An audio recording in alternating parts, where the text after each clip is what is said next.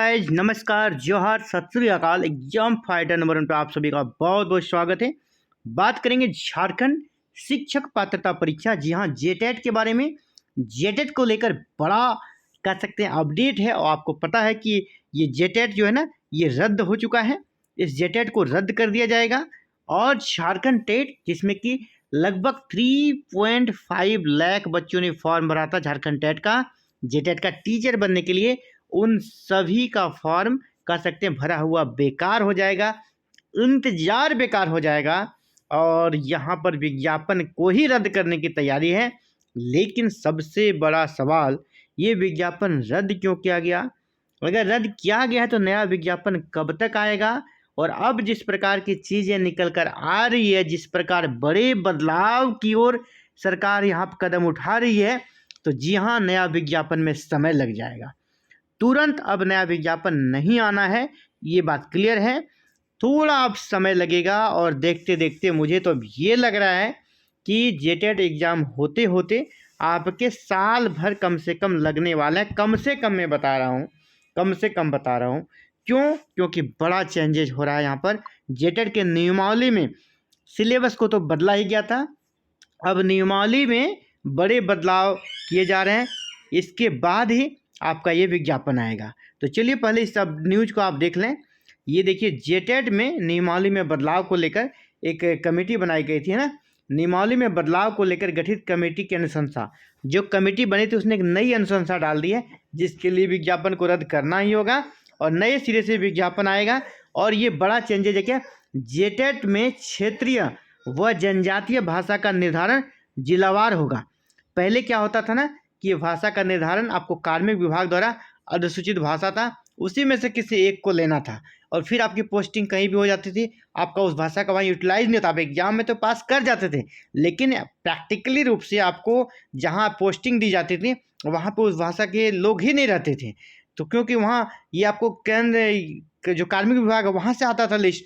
अब जी नहीं, अब यहाँ पर क्या होगा, अब जिस ज़िले में आपकी पोस्टिंग होगी, जिस ज़िले से आप फॉर्म भरेंगे, उस ज़िले के क्षेत्रीय भाषा को आपको लेना होगा। ठीक है, नियमावली में जिलावार भाषा का निर्धारण नहीं होने से परीक्षा में परेशानी हो सकती थी और बाद में आपका जो जिस मकसद से आपको टीचर बनाया जाता था वो भी फुलफिल नहीं हो पाता था।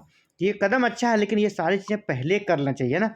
विज्ञापन लेकर, फॉर्म भर कर, एग्जाम डेट अनाउंस होने की बारी थी, तभी आप कहते हैं फिर से नियमावली में बदलेंगे, विज्ञापन को रद्द करेंगे। इससे क्या होगा, बच्चों का समय जा रहा है। चीज़ें अच्छी है ना, नो डाउट ये अच्छा कदम है कि इससे जी हाँ, जो जिसकी पोस्टिंग उस ज़िले में होगी उस भाषा के जानकार टीचर वहाँ जाएंगे तो बच्चों से अच्छे से कनेक्ट कर पाएंगे। तो देखिए, इस न्यूज़ को एक बार देख लेते हैं सरसरी निगाह से। झारखंड शिक्षक पात्रता परीक्षा जेटेट नियमावली में जनजातीय और क्षेत्रीय भाषा का जिलावार निर्धारण किया जाएगा। जेटेट की वर्तमान नियमावली में जिलावार भाषा का निर्धारण नहीं है। वर्तमान में क्या होता है ना, कार्मिक विभाग रांची द्वारा जनजातीय और क्षेत्रीय भाषा में से किसी एक भाषा को परीक्षा में शामिल होने की अनिवार्यता बताई गई है। राज्य में प्राथमिक और मध्य विद्यालय के शिक्षकों का केडर एक्चुअली जिला स्तरीय है। ऐसे में अभ्यर्थियों की नियुक्ति जिला में होती है। अभ्यर्थियों की नियुक्ति कहाँ होती है? जिला में। तो उच्च तो जिला में होती है। तो अभी एक्चुअली हो क्या रहा है ना, 1 मिनट, हाँ, तो जिला में होती है। तो उस जिला के जनजातीय और क्षेत्रीय भाषा का ज्ञान उस टीचर को होना अनिवार्य है। ठीक है, जिला में नियुक्ति होगी तो उसको उस क्षेत्र का ज्ञान होना आवश्यक है, उस क्षेत्र की भाषा का ज्ञान होना आवश्यक है। राज्य में प्राथमिक व मध्य विद्यालय में शिक्षक बनने के लिए झारखंड शिक्षक पात्रता परीक्षा पास होना अनिवार्य है। नियमावली में जिलावार भाषा का निर्धारण नहीं होने से परीक्षा में परेशानी हो सकती है। इसे देखते हुए स्कूली शिक्षा एवं साक्षरता विभाग ने जिलावार भाषा निर्धारण का निर्णय लिया है और नियमावली में संशोधन को लेकर कमेटी गठित की गई थी, जिसने कि इसका प्रारूप भी तैयार कर लिया है। कमेटी इस संबंध में जल्द ही अपनी अनुशंसा स्कूली शिक्षा एवं साक्षरता विभाग को सौंप देगी। अभी उसने सौंपा नहीं है, लेकिन उसका ये रिजल्ट है कि जिलावार विषय शामिल हो। ठीक है, इसके बाद सरकार स्तर पर इस संबंध में अंतिम निर्णय लिया जाएगा। पहले जिला वार निर्धारित जो कह सकते हैं भाषा वो देंगे, किस जिले के लिए कौन सी भाषा उपयुक्त होगी, उसी के अकॉर्डिंग फॉर्म वगैरह फिल किया जाएगा और उसी ज़िले में उसकी पोस्टिंग होगी संबंधित उम्मीदवार की। तो ये बिग अपडेट थी। तो लेकिन ये रिजल्ट फाइंडिंग यही है भाई कि जेटेट जो आप इंतज़ार करते हैं एग्ज़ाम का, जेटेट जिसका आप इंतजार करते सिलेबस के अप्रूव का और एग्जाम डेट का, अब वो बातें भूल जाइए। अब जेटेट का फिर से नियमावली चेंज होगा। सिलेबस तो चेंज हुआ है, अब सब कुछ काम एक ही बार में होगा, है ना। इस नियमावली को बदला जाएगा, फिर सिलेबस बदला हुआ है, बस उसको अप्रूव लेना है। तो नियमावली और सिलेबस को एक ही साथ अप्रूव किया जाएगा, इसके बाद देन आपका एग्ज़ाम होगा। अभी नियमावली प्रोसेस में है ना, सरकार के पास जाना है, इसी में तो समय लग जाता है।